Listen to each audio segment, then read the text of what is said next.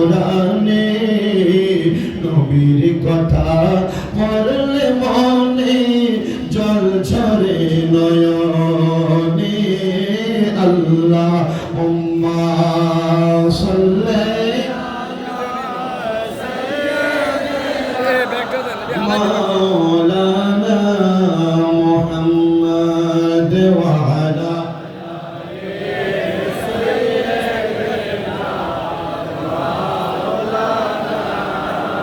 সবাই জবান খুলে মুহাব্বতের আওয়াজে পড়ি আলহামদুলিল্লাহ। সবাই বলেন না একটু মুহাব্বতের আওয়াজে পড়ি আলহামদুলিল্লাহ। হুজুর কেবলার কাছ থেকে অনুমতি নিয়েছি। হুজুর কেবলার জামান হুজুর বলেছেন 20 মিনিট সময়, আমি এতক্ষণ সময় লেট করব না। ওলামায়ে কেরাম আছেন। আমি আজকে শাহপুর দরবার শরীফের যারা মুরিদান, প্রবীণ এবং নবীন, পূর্বে বাগদাদি হুজুর কেবলার কাছে বায়াত গ্রহণ করেছেন এবং এখন যারা আমাদের বর্তমান পেশা হুজুর কেবলার কাছে বায়াত গ্রহণ করেছেন, করবেন, আপনারা আমাদের দরবারের যেই সেহলাম শরীফের পোস্টার দেখছেন, আমি পোস্টারের একবারে নিচের যে লাইন, তার দ্বিতীয় লাইনের ব্যাপারে একটু কথা বলছি আপনাদেরকে। আমরা দেখেন এখানে লেখা আছে চোখে সুরমা দিয়ে পাগড়ি, মেসওয়াক, আতর সহ উরুস মাহফিলে আসার জন্য আমন্ত্রণ করা যাচ্ছে। আমি সেটার ভিত্তিতে আয়াতে কারিমা তেলাওয়াত করেছি। বিসমিল্লাহির রহমানির রহিম। লাকাদ কানা লাকুম ফি রাসূলিল্লাহি উসওয়াতুন হাসানা। নিশ্চয়ই আল্লাহর রাসূলের মধ্যে তোমাদের জন্য রয়েছে উত্তম আদর্শ। সবাই জোরে বলি সুবহানাল্লাহ। গভীর মনোযোগ দিবেন।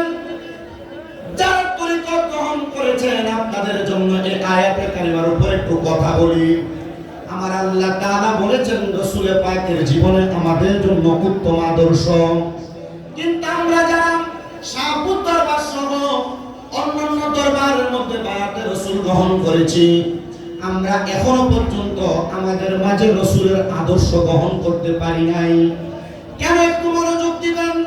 রাসূলের আদর্শ গ্রহণ করবেন একটাই মাত্র কারণ, সে কারণ হলো আমরা আল্লাহ তাআলা পর্যন্ত পৌঁছাইতে চাই। কথা কোন না ঠিক কিনা? যখন আমরা জবান খুলে পড়ি বায়াতে রাসূল, বায়াতে খোদা, হুব্বে রাসূল, হুব্বে খোদা, ইশকে রাসূল, ইশকে খোদা, এমন বাক্যগুলো যখন আমরা আমাদের জবান দ্বারা পড়ি, আমরা এটাই অন্তরে ধারণ করি যে রাসূল পাকের ইতাআতের মাধ্যমে আমার আল্লাহ তাআলার ইতাআত আদায় হয়ে যায়। তো এই আয়াতে কারিমার ভিত্তিতে তরিকতের একটা সবক হলো ফানা ফিল্লাহ এবং বাকা বিল্লাহর জগৎ। যে ফানা ফিল্লাহ এবং বাকা বিল্লাহর জগৎ আমাদের জন্য অত্যন্ত জরুরি। এই ফানা ফিল্লাহর জগৎ, এই জগৎ আপনি যদি বুঝতে পারেন তাহলে রাসূল পর্যন্ত পৌঁছাতে পারবেন। ফানা ফিল্লাহর জগৎ হলো দুই মাকামের জগৎ। জবানকে বন্ধ রাখবেন না, বলেন না কয় মাকাম? দুই মাকাম। আস্তে বলছেন, বলেন কয় মাকাম? দুই মাকাম। দরবারের মুরিদ আছেন কারা কারা? শুধু তারা হাত তোলেন। দরবারের মুরিদ কারা কারা? মারহাবা, হাত নামান। বিভিন্ন দরবারে অনেকে মুরিদ হন কিন্তু ফানা ফিল্লাহ এবং বাকা বিল্লাহ তরিকতের তালিমের জগৎ বুঝেন না। আছেন না এমন? আপনি তালিমের জগৎ যদি না বুঝেন, আপনি মুরিদ নামে থাকবেন কিন্তু কামে না। এজন্য আমি আপনাদের কাছে বিশেষ করে আহ্বান করছি, আমার 5-7 মিনিটের কথাগুলো শুনেন, আপনি এগুলোর উপর আমল করেন, ইনশাআল্লাহ আপনি তরিকতের পরিপূর্ণ দাখিল হতে পারবেন। আল্লাহ কবুল করেন, আমিন বলেন।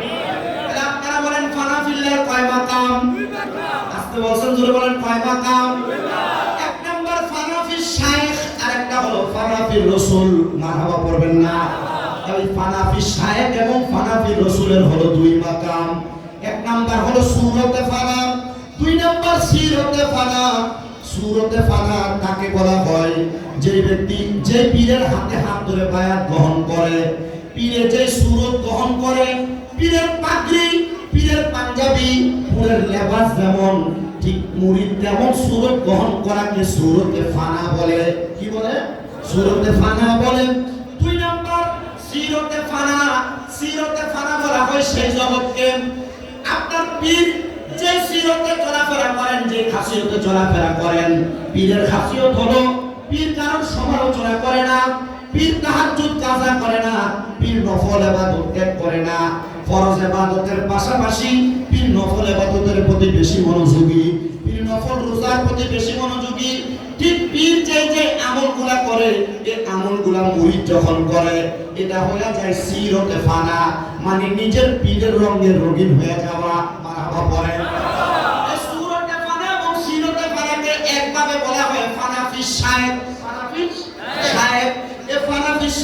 জগৎটা এমন একটা জগৎ।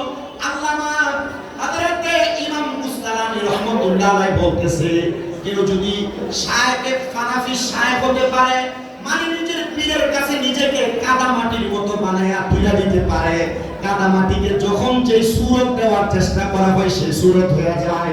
পীর আপনাকে যে আদেশ করবে, পীর যখন যে হুকুম করবে, ওই হুকুম মান্য করা হানাফি শায়েখের জগতে দাখিল হওয়া। আর কেউ যদি হানাফি শায়েখের জগতে দাখিল হইতে পারে, তার হানাফি রসুল পর্যন্ত যাইতে দেরি হয় না। কেউ যদি হানাফি শায়েখ পরিপূর্ণভাবে অর্জন করে, আপনি রসুল পর্যন্ত যাইতে পারবেন। এজন্য আপনাদের কাছে আমার একটা আবদার, আপনারা পীরের সিরাত এবং সুরত গ্রহণ করেন, দেখবেন আপনারা রসুল পর্যন্ত পৌঁছাইতে পারবেন। এবার আপনারা বলেন, আমরা সবাই রসুল পর্যন্ত পৌঁছাইতে চাই কি চাই না? জবান খুলে বলেন না, চাই কি চাই না? আমি এই দেখিলাম সোনার ছবি, আবার যাইয়া দেখি না আগে, জানি না বাগদাদি এমন করে ছেড়ে যাইবা মুর্শিদাগে, জানি না তোমার আত্মা তেমি সায়াতা কইতাম কত মনের কথা গো। এখন কার কাছে কই মনের কথা, মুর্শিদ কেউ নাই আমার আপনায়াগে, জানি না সোবান সায়ে মন করে ছেড়ে যাইবা মুর্শিদাগে, জানি না হাইরে একটি বাসায় দুইটি পাখি, কত যে আনন্দে থাকি গো বাগদাদি বাবা গো। এখন তুমি কোথায়, আমি কোথায়, কেউ নাই আমার আপনায়াগে, জানি না মুর্শিদ মন করে ছেড়ে যাইবা মুর্শিদাগে, জানি না। আল্লাহ তাআলা আমাদেরকে ফানাফিল্লার জগৎ অতিক্রম করে রসুল পর্যন্ত পৌঁছানোর তৌফিক দান করুন, সবাই বলি আমিন। ফানাফিল্লার পরে বাকাবিল্লার জগৎ। এই বাকাবিল্লার জগৎ হলো বান্দা যখন তার জবান দ্বারা কোনো কথা বলে, এই জবান আল্লাহর কুদরতের জবান। বান্দা যখন তার হাত দ্বারা কোনো কাজ করে, এই হাত আল্লাহর কুদরতের হাত। এটা যখন আপনি হতে পারবেন বাকাবিল্লার জগৎ, দুনিয়ার কিছুই আপনার ভালো লাগবে না। আল্লাহ তাআলা আমাদেরকে ফানাফিল্লাহ এবং বাকাবিল্লাহ এই দুই জগৎ অতিক্রম করে দুনিয়ার সফর শেষ করে আখিরাতের উচ্চ সফরে আমাদেরকে যাওয়ার তৌফিক দান করুন। আসসালামু আলাইকুম ওয়া রাহমাতুল্লাহি ওয়া বারাকাতুহু ওয়া মাগফিরাতুহু।